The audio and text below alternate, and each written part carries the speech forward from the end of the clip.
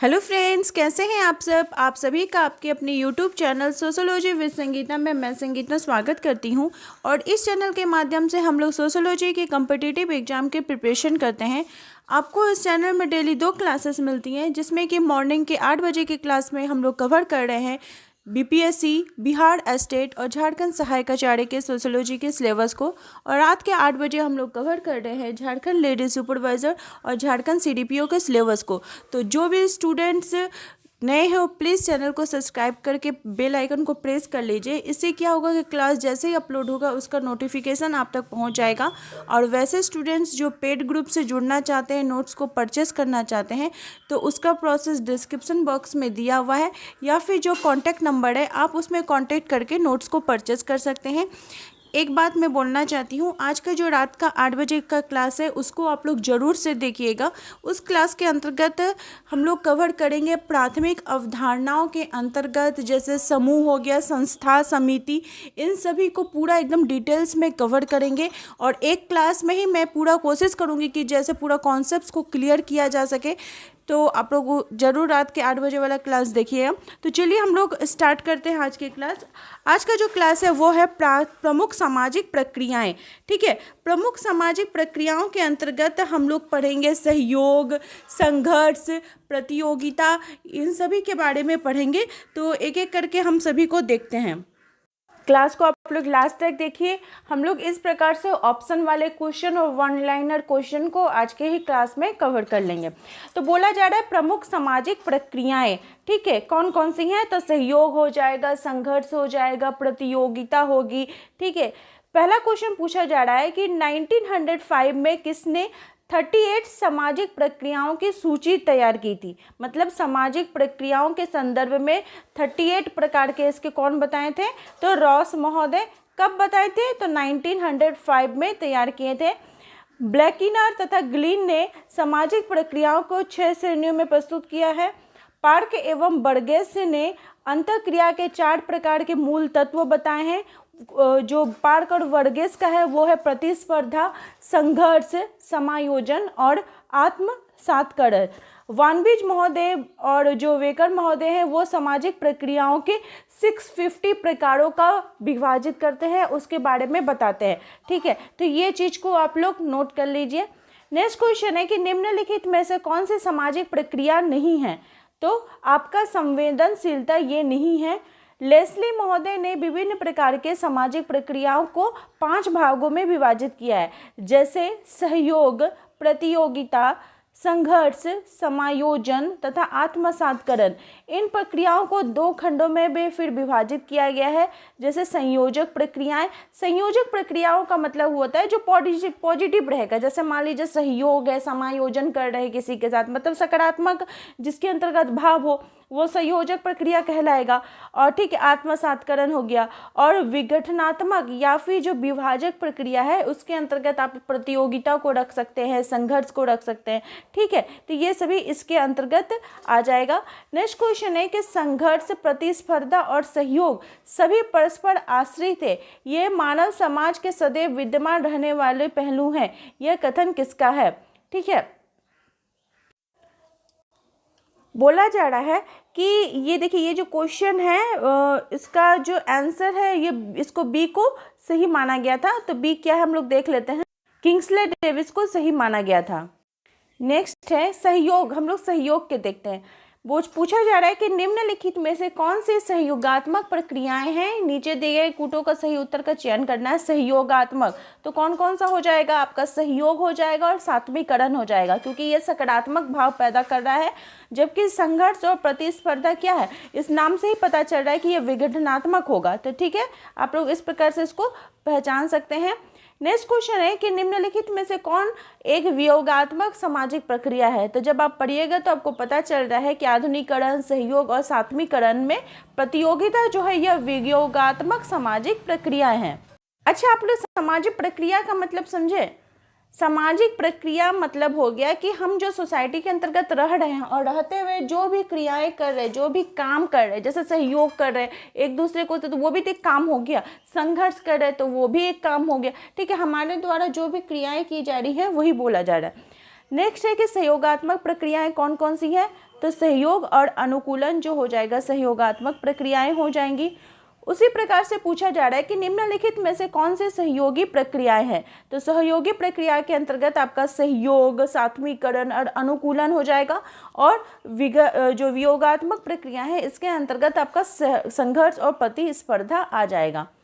Next question है कि निम्नलिखित में से कौन एक असहयोगी सामाजिक प्रक्रिया है। असहयोगी तो आधुनिकीकरण, सहयोग, सात्वीकरण, ये तो सब तो सहयोगी प्रक्रिया हो गई है ना। तो असहयोग की बात किया जा रहा है तो वो प्रतिस्पर्धा हो जाएगी। नेक्स्ट है कि निम्नलिखित में से कौन असहयोगी सामाजिक प्रक्रिया नहीं है। ठीक है, असहयोगी नहीं पूछा जा रहा है। तो प्रतिस्पर्धा है, संघर्ष है, प्रतिकूलता है, लेकिन सात्करण जो है ये सहयोगी है। ठीक है, तो ये इसका राइट आंसर हो जाएगा। नेक्स्ट क्वेश्चन पूछा जा रहा है कि जिन प्रक्रियाओं के कारण समाज में अव्यवस्था, अराजकता तथा तोड़फोड़ की स्थिति उत्पन्न होती है उसको हम क्या कहते हैं। तो उसको हम असहयोगी प्रक्रिया, क्योंकि वह समाज में क्या कर रहा है, लोगों के बीच सहयोग पैदा नहीं कर रहा है। नेक्स्ट क्वेश्चन है कि प्रत्यक्ष तथा अप्रत्यक्ष सहयोग की चर्चा किसने की है। तो मैकआइवर एवं पेज ने प्रत्यक्ष तथा अप्रत्यक्ष सहयोग की चर्चा करते हैं। और ग्रीन महोदय जो हैं वो सहयोग के 3 प्रकार बताए हैं, प्राथमिक सहयोग, द्वितीयक सहयोग और तृतीयक सहयोग। ठीक है, ये चीज भी याद रखिएगा। प्रत्यक्ष सहयोग एवं अप्रत्यक्ष सहयोग की अवधारणा किसने दी है। तो मैकआइवर एवं पेज ने। नेक्स्ट क्वेश्चन है कि अप्रत्यक्ष सहयोग के संदर्भ में निम्नलिखित वाक्यों में से कौन सही नहीं है। तो अप्रत्यक्ष सहयोग का सही नहीं पूछा जा रहा है। तो यह अनिवार्य है कि सभी समान रूप से लाभान्वित। अप्रत्यक्ष सहयोग तो इसमें कैसे लाभान्वित होगा, ये तो सही नहीं है। तो इसका डिटेल्स देख लेते हैं कि जब किसी समान उद्देश्य की पूर्ति के लिए सहयोग करने वाले लोग असमान या भिन्न भिन्न प्रकार से कार्य करते हैं तो इसको क्या बोला जाता है, अप्रत्यक्ष सहयोग बोला जाता है। इसी प्रकार के सहयोग में यह आवश्यक नहीं है कि सभी समान रूप से लाभान्वित हो, परंतु सबके एक लक्ष्य होते हैं। जैसे मान लीजिए कि कोई कपड़ा बनाने वाला फैक्ट्री है तो वहाँ पे जो लोग काम कर रहे हैं वो सब अलग अलग काम कर रहे हैं। ठीक है, कोई कपड़ा का कटिंग कर रहा है, कोई सिलाई कर रहा है, कोई बटन लगा रहा है, लेकिन सबका उद्देश्य क्या है कि एक कपड़ा को बनाना। ठीक है, नेक्स्ट है कि सहयोग शांतिपूर्ण संघर्ष है। यह कथन किसका है।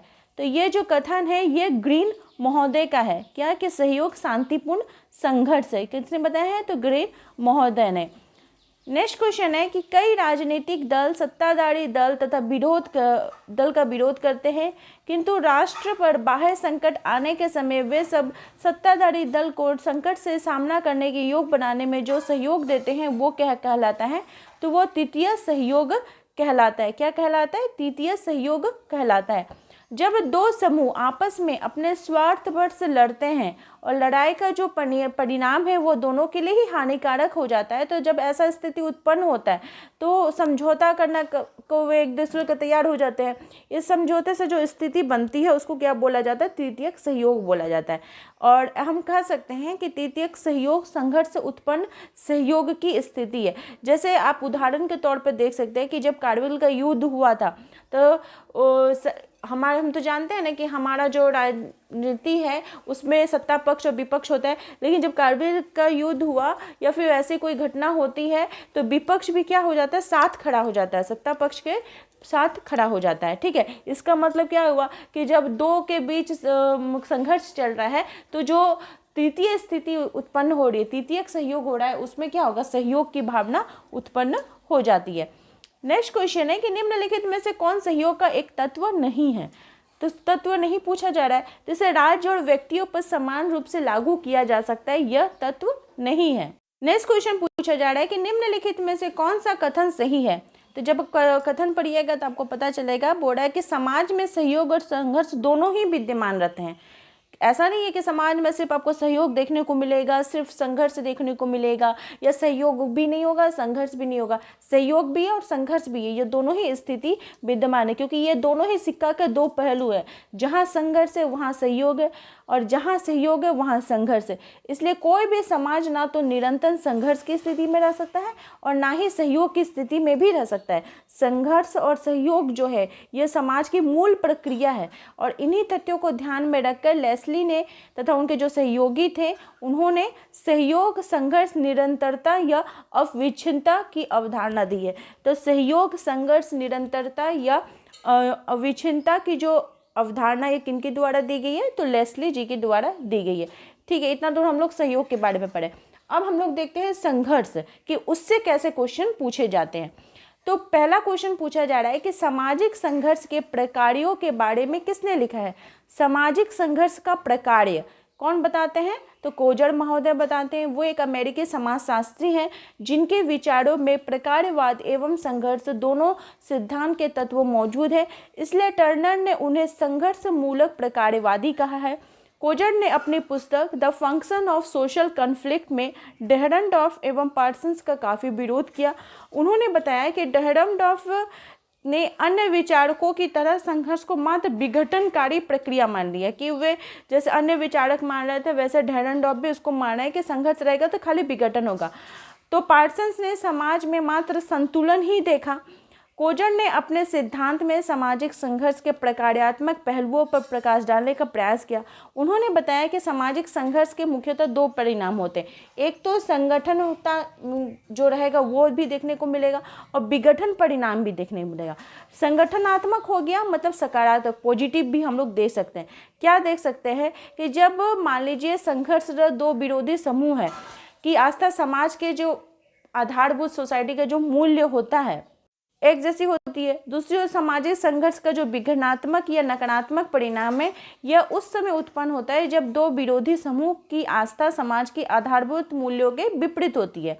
तो हम कह सकते हैं कि एक दूसरे को अस्तित्व को मिटाने के लिए यह भरसक प्रयास करते हैं। ठीक है, तो कोजर महोदय इसीलिए मानते हैं कि संघर्ष आवश्यक रूप से दुष्प्रकार्यात्मक कभी नहीं है, बल्कि समूह के निर्माण तथा स्थायित्व के लिए कुछ मात्रा में यह संघर्ष के मतलब सोसाइटी में होना चाहिए, ऐसा नहीं है कि एकदम ही नहीं होना चाहिए। अनइम्पॉर्टेंट फैक्ट की तरफ देखते हैं तो कोजर ने संघर्ष का मुख्य कारण स्वार्थों की टकराहट को माना था। किसको माना था? स्वार्थों की टकराहट को। टर्नर महोदय विचार टर्नर महोदय का काफ़ी लोकप्रिय रहा है क्योंकि उन्होंने प्रकार्यवाद एवं संघर्ष के सिद्धांत के बीच संतुलन या समन्वय की स्थिति प्रदान की है। कोजर महोदय ने अपने विचारों से मार्क्स के द्वंद्वात्मक संघर्ष एवं डेहरनडॉर्फ के संघर्ष सिद्धांत को संतुलित किया है। वे पहले प्रकारवादी समाजशास्त्री थे जिन्होंने यह बताने की कोशिश की कि संघर्ष समाज की व्यवस्था के लिए हानिकारक होते हुए भी कभी कभी सुरक्षा वाल्व की तरह भी काम करता है। ठीक है, नेक्स्ट क्वेश्चन है कि संघर्ष का प्रकार्यात्मक सिद्धांत प्रतिपादन किसने किया है? तो किसने किया है? तो कोजर महोदय ने। सामाजिक प्रक्रिया का प्रकार्य का सीधा प्रकार संघर्ष में का प्रकार्य की बात आती है तो वो कोजर महोदय हो जाएंगे। नेक्स्ट क्वेश्चन है कि किसने कहा है कि मानवीय संबंधों में संघर्ष सदैव विद्यमान रहने वाली प्रक्रिया है। जो मनुष्य का संबंध है उसमें हमेशा ही हम यह प्रक्रिया देख सकते हैं। तो यह कथन किसका है? मैकआइवर तथा पेज का। नेक्स्ट क्वेश्चन पूछा जा रहा है कि मानव की हित ही मानव समाज में होने वाले संघर्ष का कारण बन जाता है। यह किसने कहा है? मानव का हित ही मानव समाज में होने वाले संघर्ष का कारण बन जाता है। तो यह कथन जो है यह रात्सेनहॉफर का है। ठीक है, वो ऑस्ट्रिया के महान समाजशास्त्री थे। ठीक है, और उनका जन्म 1842-1904 माना जा सकता है। ने सामाजिक गत्यात्मकता की व्याख्या संघर्ष सिद्धांतों के आधार पर की है। उनका संघर्ष का आधार अनंत इच्छाओं के बीच संघर्ष होना बताया गया है। वह जेपी सिंह ने अपनी पुस्तक सामाजिक परिवर्तन स्वरूप एवं सिद्धांत में लिखते हैं कि हिंदी के सभी लेखकों ने इंटरेस्ट का प्रयोग जहां स्वार्थ या हित के रूप में किया है, वही इंटरेस्ट का हिंदी रूपांतरण रात्सेनहॉफर ने के विचार से मेल नहीं करता, क्योंकि उन्होंने इंटरेस्ट जो ये शब्द दिया था वो इच्छा की, डिज़ायर, फीलिंग के अर्थ में दिया था। ठीक है, और उन्होंने कहा कि इस इच्छा या आधार मनुष्य की आंतरिक जरूरतें हैं, जहां इच्छा शक्ति सारे हमारे सामाजिक कार्यकलाप एवं व्यवहारों का मुख्य कारण है। तो इसी बात की पुष्टि कौन करते हैं? तो रात्सेनहॉफर जी कर रहे हैं। रात्सेनहॉफर ने 5 किस्म के मानवीय इच्छाओं की बात की है। वे कौन कौन से हम लोग देख लेते हैं। पहला है प्रजातीय एवं यौन इच्छा, जो कि प्रजनन के अर्थ में रहेगा। दूसरा है शारीरिक इच्छा, वो आहार के या पोषण के अर्थ में रहेगा। तीसरा है व्यक्तिक इच्छा, जो कि सामाजिक इच्छाओं के रूप में रहेगा। और 5वां हो जाएगा आपका आध्यात्मिक या धार्मिक इच्छा। तो उसको आप लोग समझ रहे हैं। नेक्स्ट क्वेश्चन की तरफ देखते हैं। नेक्स्ट क्वेश्चन पूछा जा रहा है कि निम्न में से संघर्ष की विशेषता नहीं है, विशेषता नहीं पूछा जा रहा है, तो निरंतरता, ये संघर्ष की विशेषता नहीं है। ऐसा कोई समाज नहीं है जहाँ पे आप निरंतर देखिएगा कि संघर्ष ही विद्यमान रहेगा। नेक्स्ट क्वेश्चन है कि सत्ता का असमान वितरण वर्ग निर्माण और वर्ग संघर्ष के लिए उत्तरदायी है। सत्ता का असमान वितरण, डेहरनडॉर्फ, सत्ता का असमान वितरण की बात कौन करते हैं, तो डेहरनडॉर्फ करते हैं। एन इम्पॉर्टेंट फैक्ट्स की तरफ देख लेते हैं। सत्ता संरचना में मुख्यतः दो हिस्से शामिल होते हैं, पहला तो हो गया शासन और दूसरा हो गया दमन। डेहरनडॉर्फ ने बताया कि संघर्ष को निर्देशित एवं संस्थाकृत किया जा सकता है, पर संघर्ष को समाज से अलग नहीं किया जा सकता है।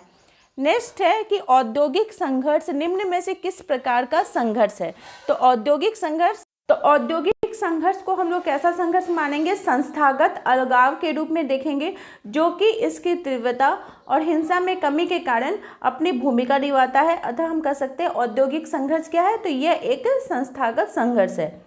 नेक्स्ट क्वेश्चन है कि डेहरनडॉर्फ जी के अनुसार आधुनिक औद्योगिक समाज में संघर्ष का मुख्य स्रोत क्या है, तो वो क्या हो जाएगा, सत्ता संबंध हो जाएगा। जर्मन समाजशास्त्री रॉल्फ डेहरनडॉर्फ ने अपनी पुस्तक class and class conflict in industrial society में संघर्ष सिद्धांतों का समर्थन किया। उन्होंने अपने संघर्ष सिद्धांतों को यूरोप और अमेरिका के औद्योगिक समाज के संदर्भ में प्रस्तुत किया। उनके अनुसार सत्ता का असमान वितरण ही संघर्ष की प्रक्रिया का मौलिक स्रोत है। वर्ग संघर्ष में होने वाले परिवर्तन भी मूलतः सत्ता व्यवस्था में होने वाले परिवर्तन ही हैं। सत्ता की संरचना में परिवर्तन उन लोगों को हटाने से होता है जो शासन की स्थिति में या शासन के केंद्र में रहता है।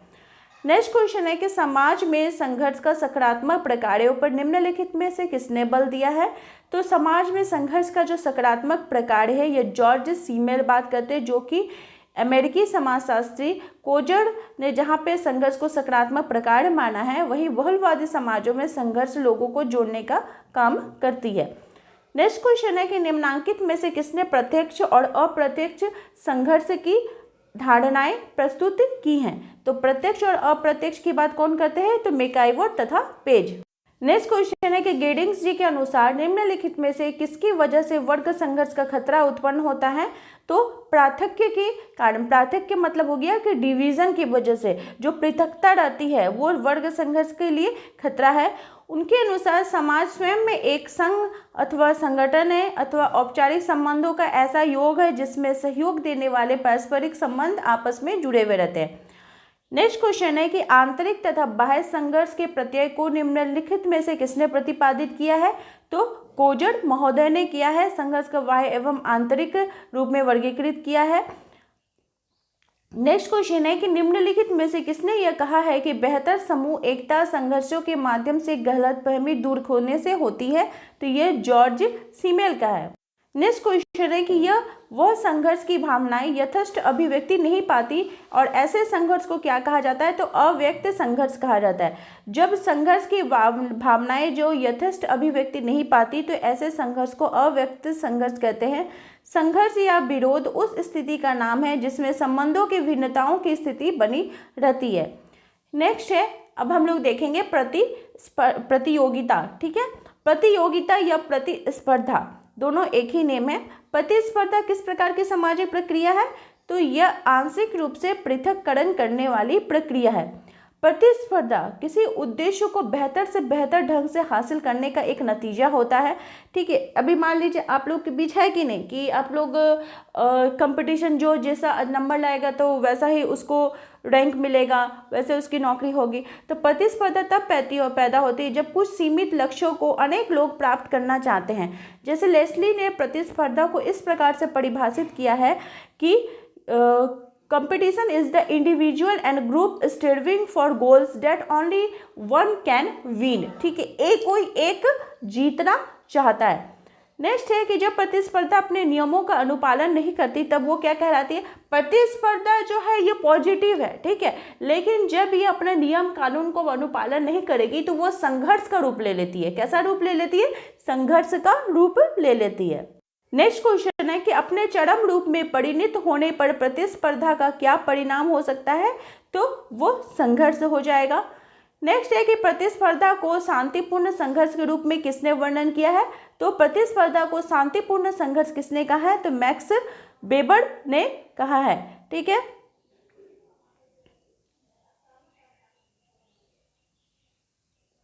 नेक्स्ट क्वेश्चन है कि निम्न इनमें से कौन एक प्रतियोगिता है? तो प्रतियोगिता आप लोग देख के पता ही चलेगा कि जो फुटबॉल मैच हो रहा है वो एक प्रतियोगिता कहलाएगा। ठीक है, नेक्स्ट क्वेश्चन है प्रतियोगिता सदैव नैतिक नियमों से बंधी रहती है जबकि संघर्ष में ऐसी कोई विशेषता नहीं होती। यह परिभाषा किनके द्वारा दी गई है? तो यह कोजर महोदय जी के द्वारा दी गई है।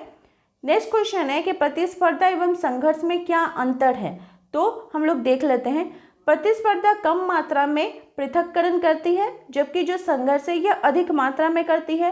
प्रतिस्पर्धा व्यक्ति व समाज दोनों को लाभ पहुंचाती है जबकि संघर्ष क्या होता है? इससे हानि ही प्राप्त होता है। प्रतिस्पर्धा सामाजिक प्रगति में सहायता करती है जबकि संघर्ष इसमें बाधा पहुंचाती है।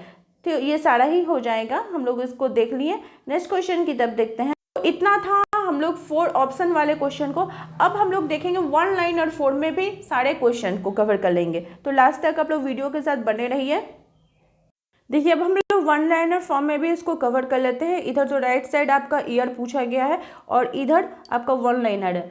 तो प्रमुख सामाजिक प्रक्रिया में क्या हो जाएगा? सहयोग, व्यवस्थापन, सात्मीकरण, संघर्ष, प्रतिस्पर्धा, प्रतिकूलन, एकीकरण और सात्मकरण। तो एक एक करके हम लोग सारा इसको देखते हैं। पहला है कि सात्मीकरण आवश्यक रूप से क्या है? तो सात्मीकरण मतलब समाज के साथ एडजस्ट करना। तो ये क्या है? एक सामाजिक प्रक्रिया है। वो प्रक्रिया जिसमें 2 समूह अपने संस्कृतियों को इस प्रकार से मिश्रित करती है ताकि वे एक हो जाए, इसको क्या कहा जाता है? आत्मसात्करण करते हैं। मतलब हम आपका भी संस्कृति लिए, आप मेरा भी संस्कृति लिए, दोनों ही दूसरे की कुछ कुछ संस्कृति को अपना लिए, तो वो क्या हो जाएगा? आत्मसात्करण। सात्मीकरण का क्या अर्थ होता है? तो एक संस्कृति का दूसरे संस्कृति में पूर्णतः समा जाना क्या कहलाता है? सात्मीकरण। नेक्स्ट है कि एक जीवन पद्धति का दूसरे में उसी के साथ परिवर्तन क्या कहलाता है? तो सात्मीकरण। प्रतिस्पर्धा कम मात्रा में पृथक्करण करती है जबकि संघर्ष क्या करती है? अधिक मात्रा में। हम लोगों ने अभी क्वेश्चन में देखा। नेक्स्ट है कि प्रतिस्पर्धा व्यक्ति व समाज दोनों को लाभ पहुंचाती है जबकि पृथक्करण ये यानी कि जो संघर्ष है दोनों को हानि पहुंचाती है। प्रतिस्पर्धा सामाजिक प्रगति में सहायता करती है जबकि संघर्ष इसमें बाधा पहुंचाती है। सामाजिक प्रक्रिया नहीं है, क्या नहीं है? तो संवेदनशीलता नहीं है। नेक्स्ट है कि कुछ पश्चिमी देशों में अप्रवासियों के सांस्कृतिक अधिकारों को मान्यता देना एक अच्छा उदाहरण है, क्या है? एकीकरण का। नेक्स्ट है कि बेहतर समूह एकता संघर्षों के माध्यम से गलतफहमी दूर होने से होती है। तो ये बात कौन कहते हैं? गलतफहमी दूर होना, सीमेल। नेक्स्ट है संगठनात्मक सामाजिक प्रक्रिया में सम्मिलित नहीं है, प्रतिस्पर्धा। एक सहयोगी सामाजिक प्रक्रिया है, प्रतिस्पर्धा।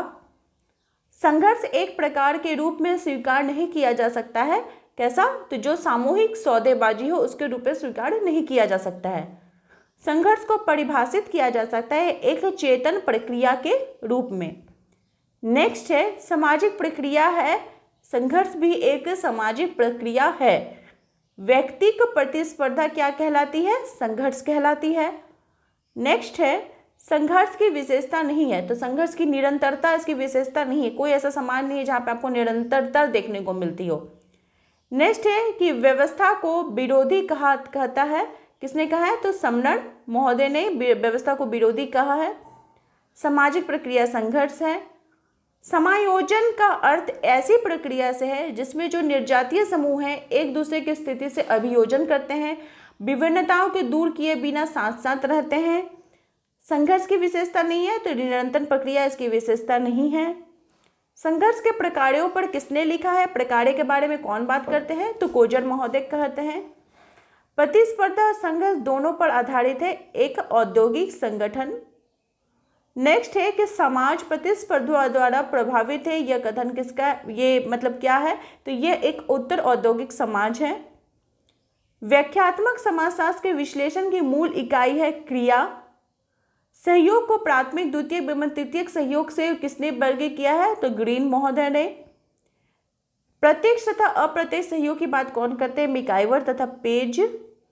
जब प्रतिस्पर्धा अपने नियमों का अनुपालन नहीं करती है तो उसका रूप चेंज होकर कैसा हो जाता है, तो वो संघर्ष हो जाता है।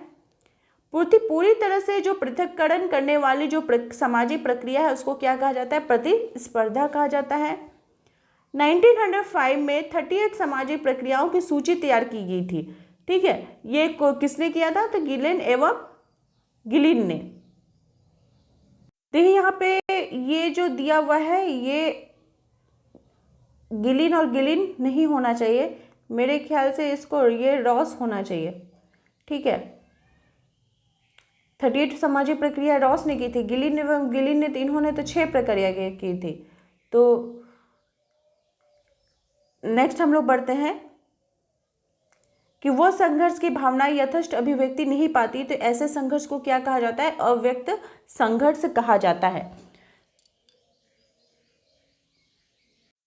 तो आई होप आप लोग अच्छी प्रकार से समझ गए होंगे कि किस प्रकार के क्वेश्चन पूछे जाते हैं। मेरे चैनल के साथ बने रहने के लिए आप सभी का धन्यवाद।